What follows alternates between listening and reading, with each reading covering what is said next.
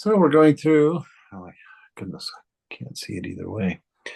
And if you remember last week, we're talking about Sri Sarada Devi and her divine play as the incarnation of the Divine Mother. And we've been reading her letters, and she's just going to jump right into a few more of them tonight.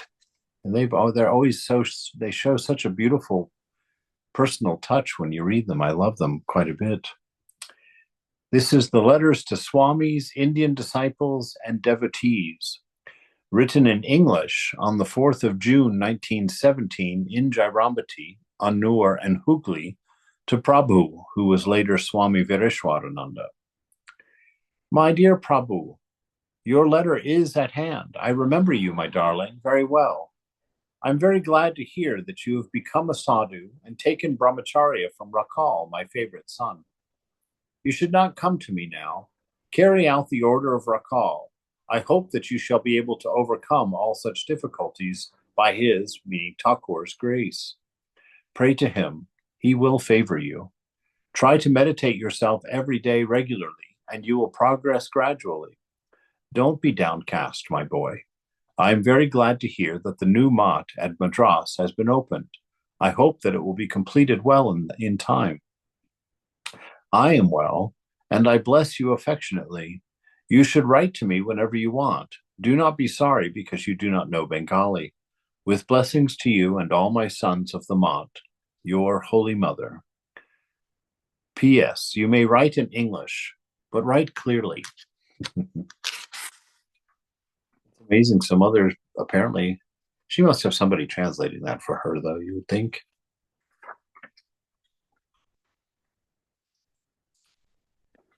Yeah, she didn't know any English as far as I know. Yeah, that's what I would think. Swami Vireshwarananda later became president of the order for many years. Yeah, he was a disciple of Swamiji, wasn't he? No, I don't think No. so. Why am I so blurry? Oh well. I'm merging into the You've become a background character. All right, this letter was written on the 7th of May, 1913, in Jairambati to Nishi Kumar Ganguli of Ibrahimpur, Ibrahimpur, Ibrahimpur in Tripura. My dear son, I'm very pleased to receive your letter. At present, I'm doing fine. Pray to the Master by his grace that your mind will gradually become pure. Does the mind become calm suddenly? Many sages and rishis practice severe sadhana and austerities their whole lives. Still, sometimes they fall from the spiritual path. So one should practice sadhana. The mind becomes pure and calm by crying to God with a longing heart. Are the devotees of the Master equal even though all of them received his grace? One needs to practice sadhana. It's just that focus. Just because you practice, you may not get there, but nonetheless, you practice and keep practicing. That tenacity is very important. This one is written on the 18th of December, 1913, in the Udbodhan office in Baghbazar, Calcutta, to Nishikanta Majumdar. My dear son, I have received your letter. You have mentioned that the condition of your mind is bad. The mind is like a mad elephant. Control the restless mind by discernment. Pray to the Master. Everyone experiences such condition of the mind. Please accept my blessings, your mother. Written on the 2nd of October, 1916, in Calcutta to Kamala Bala Devi, in Sardarpur. My dear daughter, I learned from your letter everything about your present condition. When one assumes a human body, one has to undergo various kinds of sufferings. What can you do? This is the natural law of this world. The more a person lifts his mind from these worldly affairs and pushes it and puts it in God, the more he attains peace. Real peace dawns when one becomes absorbed in chanting God's name. Surrender to the Master and tell him all of your difficulties. He will do everything favorable for you. Please accept my blessings, your mother. It really is tender how she writes to everybody, always my daughter or my son, my dear, and ending with such positive hope for them and prayers. Written on the 11th of November, 1916, in Calcutta, to a now unknown recipient. My dear son, I'm pleased to receive your letter. I have no opinion about your investiture of the sacred thread ceremony. It is good. It is a social affair. You decide what is good for you in this respect. If you are initiated into this ritual, you must repeat the Gayatri mantra. And if you think you would not be able to follow it properly, then don't get involved just because you wish to. First, repeat your Ishta mantra, and then, if you wish, repeat any other mantra. There is no fixed time for repeating japa, but the morning and evening are the best times. Every day, at any time, repeat your mantra. It is not good to skip daily sadhana. Please accept my blessings, your mother. So far, she's really encouraged every single person to do their sadhana, to not miss their daily routine. So it really is that important, because this is where we're going to touch our bliss, and this is where we're going to calm our mind. This is where we're going to know the divine. This is how we'll find our way to that inner bridal chamber, where the drawing room where God will meet us at some point. This one's written on the 19th of March, 1917, in Jairambati, to Manada Shankar Dasgupta. My dear son, I learned everything about you from your letter and recognized you also. I am greatly concerned about your illness. If you wish, you can consult Dr. Durga Prasad Sen and use his medicine. His medicine cured Radhu. Try not to always think about your illness. Reduce your japam and meditation for some days. As you have mentioned, the number of japa, please repeat a minimum of 108 times, and if you can do more, that is well and good. If you have a keen desire to meditate on my form, then do it, because there is no difference between me and the master. The only difference exists between the two forms. The master dwells inside my body. I bless you so that you may have unflinching devotion and faith at the feet of the master. Oh. So we get that there. That's interesting. So she really repeats that notion that as an ideal, she and the master are the same. That it's the master in her body and the master in his body, the master in all bodies, really.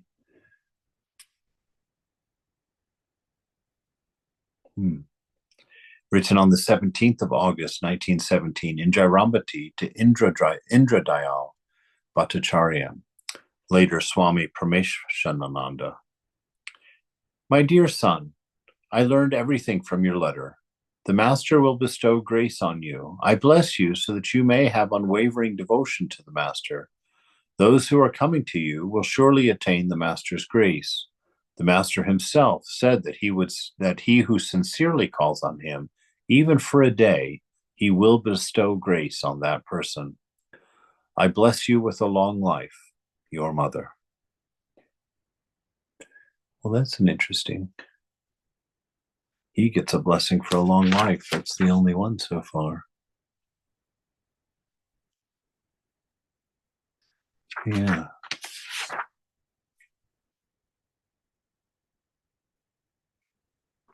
Nice. It's nice looking at the way she signs all of her letters. There's something in there. Oh, I really can't see. Let's see. Written on the 20th of May, 1918, in Bagbazar, to Mrinalini Ghosh, an initiated disciple of the mother and the wife of Aurobindo Ghosh. My dear daughter, I am delighted to receive your letter and the fruit. I was doing well after arriving in Calcutta, but I've had a fever again for the last 2 days. Today I'm better. I hope I will not get a temperature again. I received the news of Sudhira from Bhubaneswar. Please accept my blessings, your mother. It's interesting. These letters are really quite short. They're all just like one paragraph. She probably had tons and tons of them to write. Written in May of 1918 in Calcutta to Kamala Bala Sengupta in Sardarpur. My dear daughter, I am pleased to receive your letter. Always try to lose yourself in the name of the Master. Make an effort to see him in everything and every being in this world. Try to know that both good and bad are the result of your karma, which comes from God. When you understand this, you will attain happiness and peace. I hope you are doing well. Please accept my blessings, your mother. There's quite a bit in that one, actually. That one you could really take apart there. Always try to lose yourself in the name of the Master. Really just get absorbed in all the love that comes to mind, all the faithfulness, all the grace, all the mercy, all the compassion that comes to mind at the thought of your ideal. And the constant promises, the constant stream of promises from all the incarnations that they would be enough for you. So try to lose yourself in that and make an effort to see him in everything and every being in this world and become aware of this dreamlike nature of this reality, and that it is God that has become all of this, that we are seeing Brahman in all of its forms, and to live with an awareness, a constant remembrance of that. Try to know that both good and bad are the results of your karma, which come from God. When you understand this, when you understand that your karma comes from the Lord, and really, in that sense, all karma is good, right? If you know it to come from the Lord, then you know that all of your karma is conspiring for your realization, because it is all launched from a pure love for you from the divine. When you understand this, you're going to attain happiness and peace. I hope you are doing well. That happiness and peace from knowing that everything is according to God's will, and that everything is motivated and placed in love. And so you find your peace in that. You find your courage in that, actually.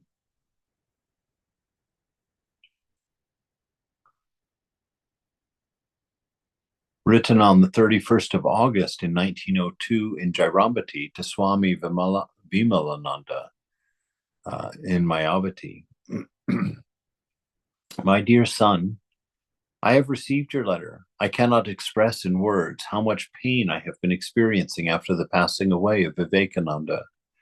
He who is our guru, Sri Ramakrishna, is an Advaitin, a non-dualist. Since you are all his disciples, you too are Advaitins. I can emphatically say that you are definitely non-dualists. Please convey my love and my blessings to Mrs. Sevier.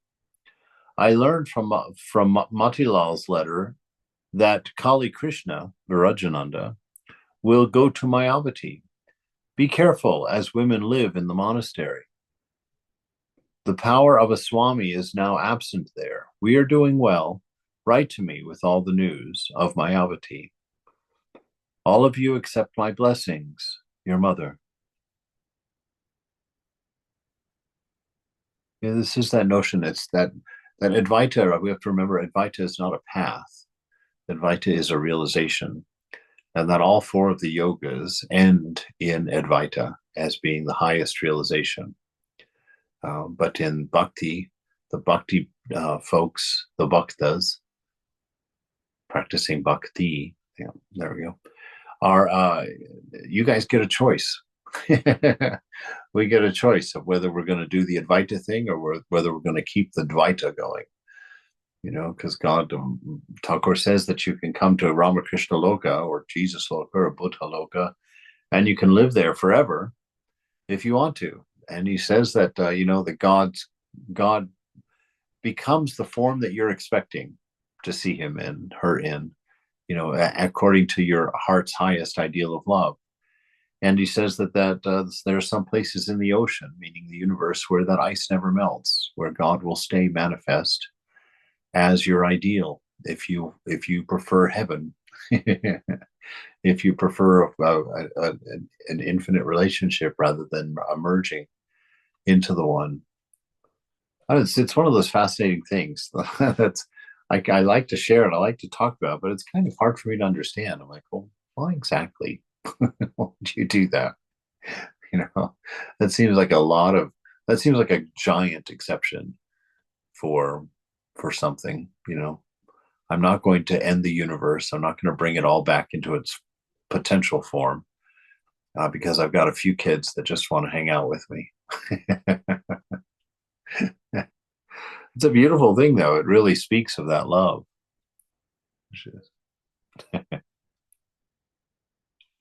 Written on in April of 1909 in Jairambati to Mahendranath Gupta, M. My dear son, I just received your letter. I am concerned about Charu's, M's youngest son, his illness. I pray to the master for his quick recovery. I'm a little relieved that you have arranged for good treatment for him and sent him to Puri for a change. May the Lord make him well. Sri Sri Katamrita, the Gospel of Sri Ramakrishna, consists of the words of the master. You did a great service to humanity by publishing that book. Your plan for the future publication arrangement of the book is very good. May the master fulfill your noble intention. All here are well. Please accept my blessings, your mother. Written to Jairambati to Swami Virajananda in Mayavati, undated. Ah, my dear son, I received all news from your letter. You have mentioned various kinds of sadhana which you are doing on your own. If you wholeheartedly call on God, the Master will graciously fulfill the result of your sadhana. I assure you definitely there will be no mistake in it. I am physically well. Please convey my love and my blessings to Mrs. Sevier and Christina Greenstadel. I am glad to hear that Mrs. Sevier is transferring the deed of Mayavati Ashrama to the name of the Master. Please accept my blessings and convey it to others. Your mother. Written in Kamarprakor to Mahendranath Gupta. My dear son, I received all the news from your letter. As you have seen the Master, then what are you afraid of? The world is the playground of lust and gold. As a cow eats grass, extending her neck through the fence, so one should try to enjoy this world, keeping oneself on the safe side. Regarding financial affairs, first protect your family and then give in charity. You are not alone. There are 7 people who depend on you. You give in charity according to your means. Don't be worried about these unimportant things. This is the way of the world. One should live in this world holding the essential thing, as one takes the fish and discards the head and tail. I am well. Your well-wisher, your mother. Yes, outlining that notion there that our money is not ours. And as a householder, it's our responsibility to make as much money as possible. But then you provide for your family and shore up your family into a healthy situation.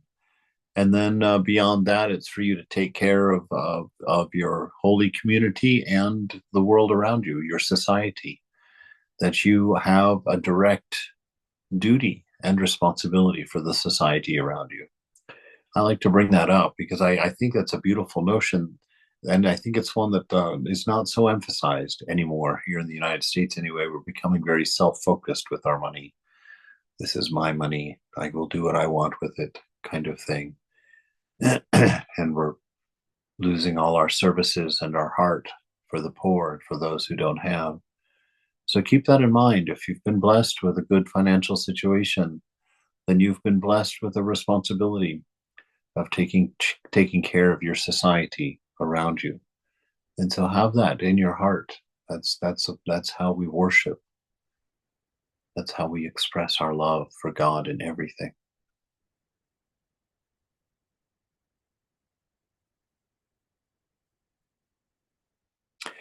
Written in the Udbodhan office in Calcutta to Nishikanta Majumdar. My dear son, I learned everything from your letter. Call on the Master. By his grace, you will gradually achieve everything. The ancient sages practiced austerities over the ages to attain renunciation. Still, they faced so many obstacles. Even now, the Master's presence is living. So people are quickly imbibing the spirit of renunciation. Can everything be achieved in a moment? Please accept my blessings, your mother. So really, her advice is pretty constant to call on the master. Just don't stop calling on the master. She always says, he will take your part. He will support you. He will bring you forward. You know, to constantly depend on that. That is where we put our faith, is in the master's grace, that the master will change us. And this is carries over to that experience of meditation that we've talked about. That when you sit for meditation, know that you are not the doer, right? Sit there and consciously make yourself available to the presence of the divine, and bask in that presence with an awareness of its love, with an awareness of its grace and its mercy, and just sit and soak. It will change you. That is what's going to turn you into the person that you hope to be one day. That's what's going to set you free inside and ultimately give you liberation from the mind and from the body. It's that constant practice, that constant faith and grace, that constant discernment between what's real and what's not real. Written in February in Jairambati, the recipient is now unknown. Dear X, I learned everything from your letter.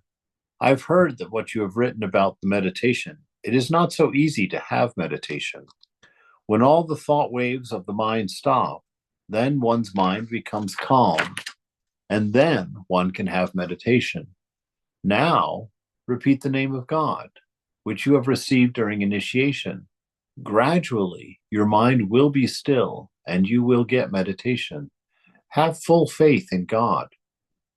My health is fine. Please accept my blessings, your mother. So you see, meditation's the ideal, but almost nobody has meditated yet.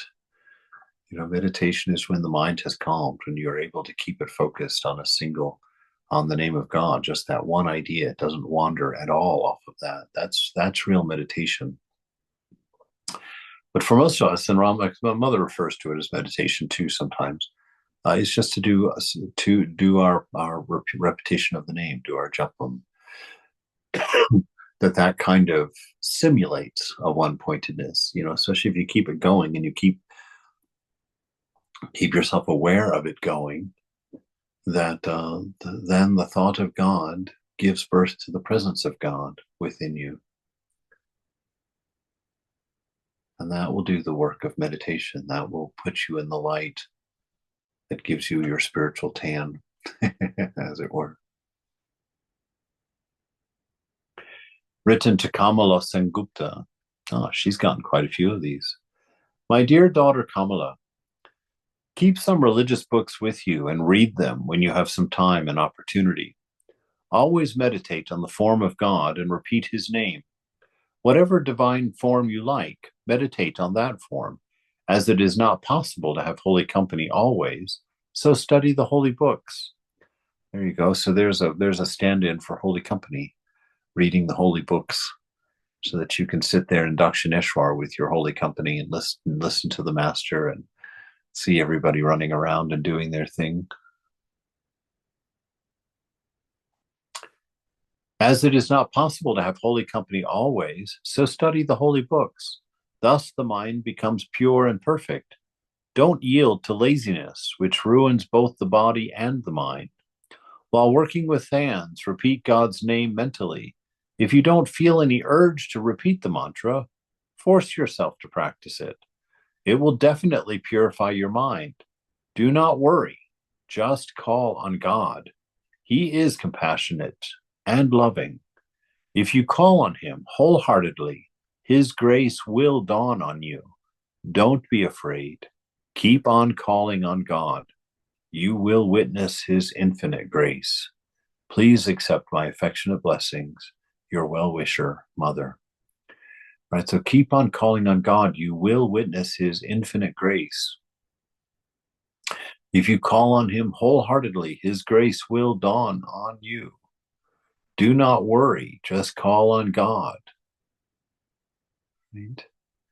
If you don't feel like practicing the name, repeat it, do it anyway. Repeat the mantra and force yourself, right? Because it will definitely purify your mind. So you see, he's got some real wonderful promises. They're very direct equivalences. If you do this, this will happen, right? If you do your mantra, if you do repeat your name of God with some earnestness, that grace will descend on you. You will know that freedom. Keep on calling on God. You will witness his infinite grace. Written on the 7th of Bhadra, or August, from Calcutta to a woman now unknown. My dear daughter, I'm sorry to hear the news from your letter. What can you do? This is the way of the world. There is no other escape from suffering than to take refuge in God.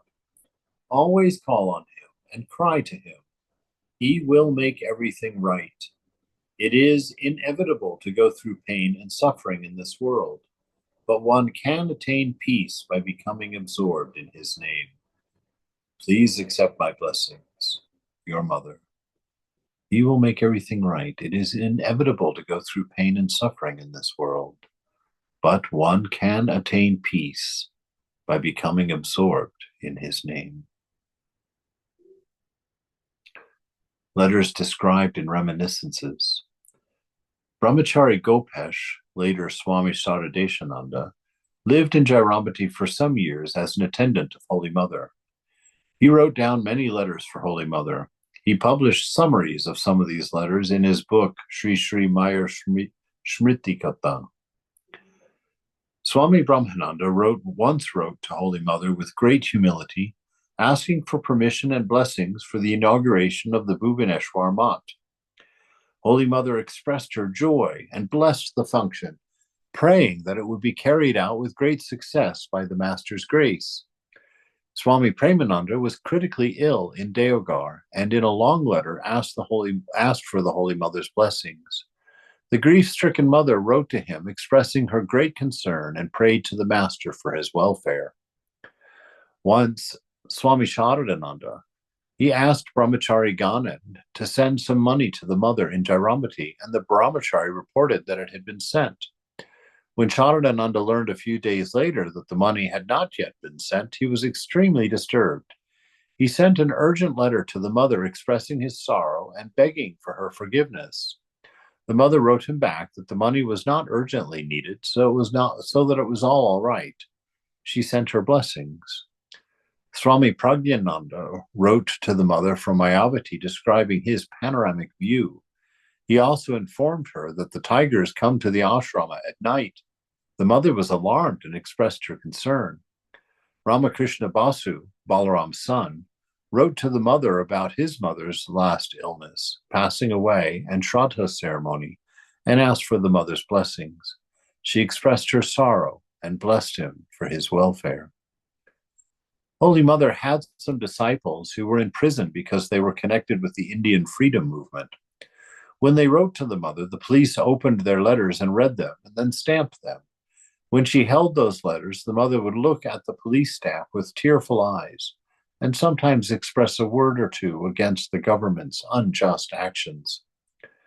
Devotees wrote to her for the advice on their various problems.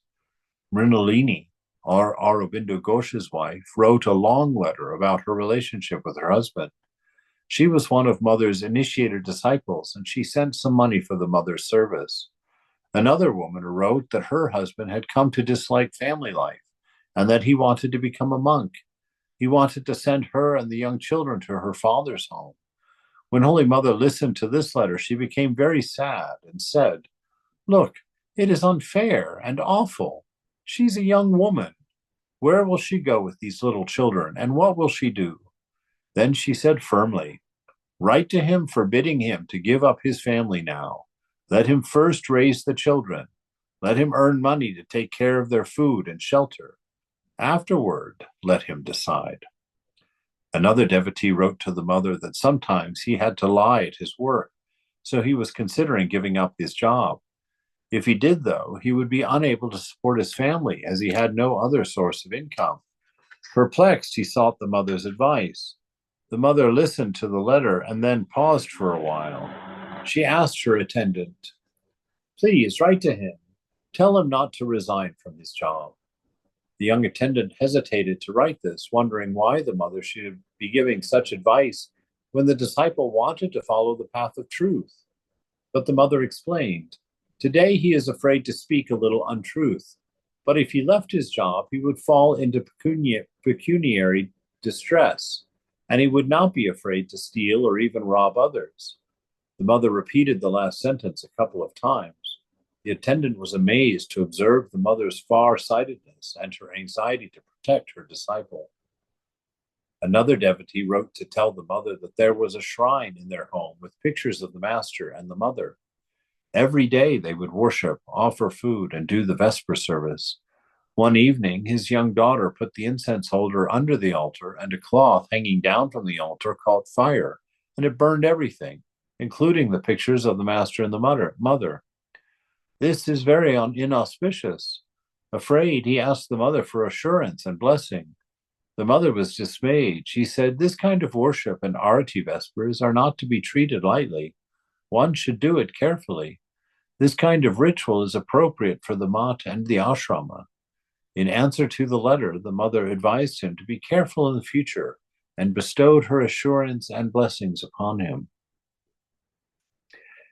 Swami Arupananda was a disciple and an attendant of the mother. He read many letters to the mother and recorded her answers and comments in his reminiscences, which are excerpted here. Udbodhan, the 1st of May, 1912. In the morning, I went upstairs to read letters to Holy Mother. She was seated near the door of her room. Disciple. The daughter of a devotee has written from her father-in-law's place that she would like to come here to see you. She has sent you her salutations. She has further requested that you be careful so that her husband's relatives might not know about her writing to you. Mother. Then do not write any reply to her. She wants me to conceal it from her relatives. I do not know such a game of hide and seek. At Jairambati, Yogendra, the mailman, used to write letters for me. Many complained, saying, "Does the mailman see our letters?" They did not like my asking a man in a humble position to write my letters to them. Why not? There's no deceit in me. Anybody who likes may see my letters. Another devotee inquired as to when Holy Mother would return to Jairambati. I asked her, "May I tell the devotee that you will return there in autumn at the time of the Jagadatri Puja?" Mother, "Oh, no, no. Can one be sure of it? As to where I shall be, that remains entirely in the hands of God. Today a person is, and tomorrow he is not." Disciple, "Oh, Mother, why should you talk like that? It is because you are alive that so many people are able to see you and to get peace of mind." Mother, "Yes, that's true. Alas, how fond they are of me. I'm also very fond of them. My child, I bless you from my heart that you may live long, that you may attain devotion, that you may enjoy peace." In the course of a letter written from Jairambati to a devotee on the 18th of September, 1913, Holy Mother wrote, "There is no happiness whatever in human birth. The world is verily filled with misery. Happiness here is only a name. He on whom the grace of the Master has fallen alone knows him to be God himself. And remember, that is the only happiness." A monastic disciple went to Rishikesh and visited the mother at Jairambati on the way. A few days later, he wrote to the mother saying, "Mother, once you said that I would get the vision of the Master in course of time, but that has not yet happened." Hearing the contents of the letter, the mother said to the disciple, "Write to him. Sri Ramakrishna has not gone to Rishikesh for your sake or simply because you are there. This boy has become a monk. What else is he to do but to call on God?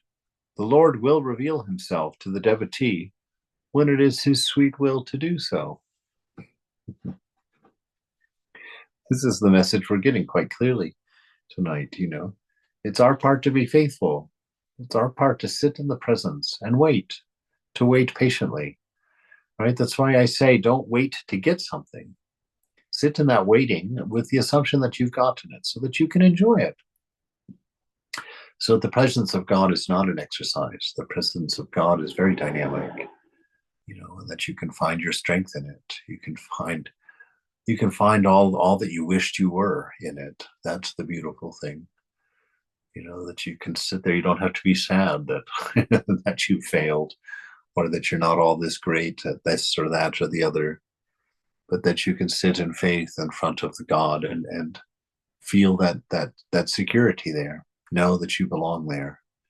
Know that you are called to be there, regardless of what your mind and your karmas are trying to whistle at you from the mind. You are not that mind. And to accept that grace is a big step in silencing the noise of the mind, especially the difficult noise, where we get that kind of accusatory nature. Interestingly enough, in the Christian Bible, the name of Satan, one of the names of Satan is the accuser, right? And so you can see that influence in your mind. It's when you try to approach God. What happens? That voice, the accuser, arises in the mind. What do you think you are? Come on. You can't do anything. Look what you've been.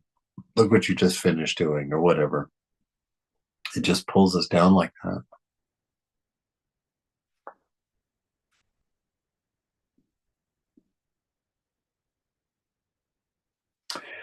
The date unknown, Udbodhan House. A poor young man came a couple of times to Holy Mother for initiation, but unfortunately, it did not work out because the mother was ill. He wrote, "Please do not refuse me anymore. It is with great difficulty that I go over there. Please let me know whether I will be able to be initiated the next time I come." Listening to the letter, the mother said, when I am not well, whoever comes for initiation will have to go back. And when I am well, I may not invite people for initiation. People get a favorable opportunity according to their destiny and to their past karma. Some come many times, but do not see me because of either I'm ill or some other reason. It is their bad luck. What can I do? You may say that it means a great deal of expense for him, and everybody does not have that kind of money. A guru may turn back someone several times, but a true seeker comes back even begging the money from others. The truth is this: he who is really eager to cross this ocean of the world will tear the bonds of Maya, and none can bind him. Financial difficulties, awaiting a reply, and the fear of going back without initiation, these are mere excuses. Anyway, nowadays I feel better, so please write to him to come. This is that waiting, that patient waiting.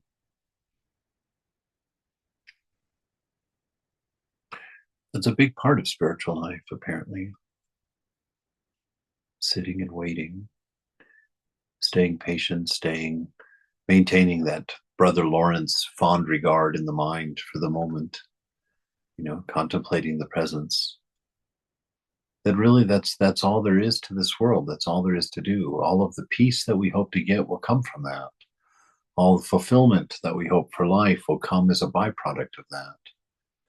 There's nothing else to be accomplished here. There's nothing else that needs to be done but to have this knowledge of who we are, to have this knowledge of what we are. And then once that is known, once we find that secret shrine in the heart, then it's just manifesting that, letting that be, letting yourself express that nature of love and wisdom.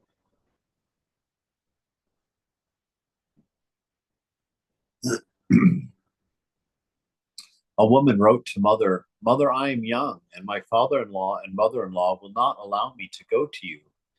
How can I go against their will? It is my desire to receive your blessing." The mother asked the disciple to write to her, "Child, you need not to come here. Call on the Lord who pervades the entire universe. He will shower his blessings upon you." 30th of September 1918 in Udbodan House. It was morning. The mother was cutting fruit for worship. The disciple was reading her a letter written by a devotee. He had written under such strain that it seemed as if he were piqued with God. The mother dictated the reply.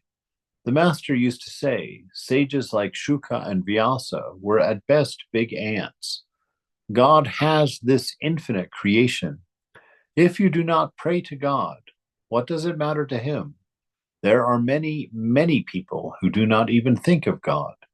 If you do not call on him, it is your misfortune. Such is the divine Maya that he has thus made people forget him. He feels they are quite all right. Let them be. Later, the above devotee arrived, and the disciple said to the mother, Mother, it is this devotee who wrote to you that letter. The mother said, Is it so? I see he is a good boy. Then she said to the devotee, You see, it is the nature of water to flow downward, but the sun rays lift it up toward the sky. Likewise, it is the very nature of the mind to go to lower things, to objects of enjoyment. But the grace of God can make the mind go toward higher objects. Right? So there it is also. There's another promise of grace, that it's grace that prevents your mind from going downward, that allows it to go upward.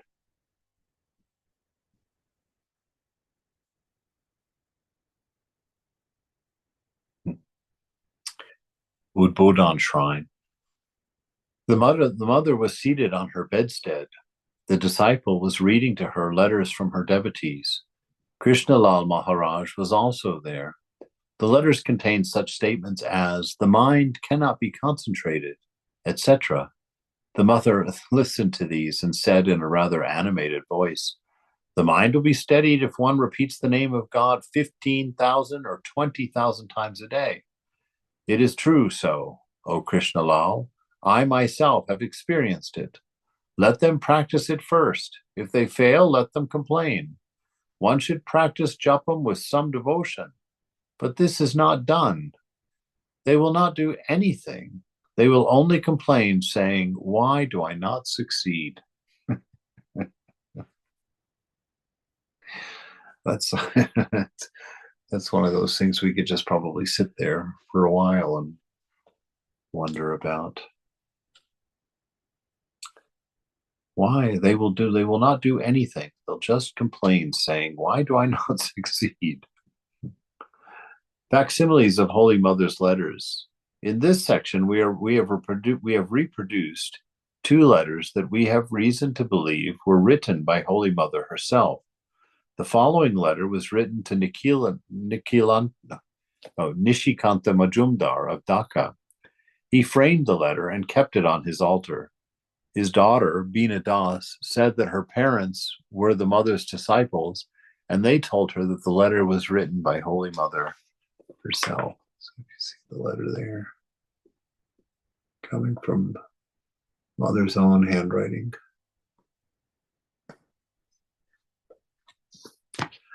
I saw we have a letter from Holy Mother in the center in San Francisco. In 2000, we did a 100-year anniversary there for the creation of that center, and we created in the library. We created a museum, and we had a letter from Holy Mother there where she had signed it Ma.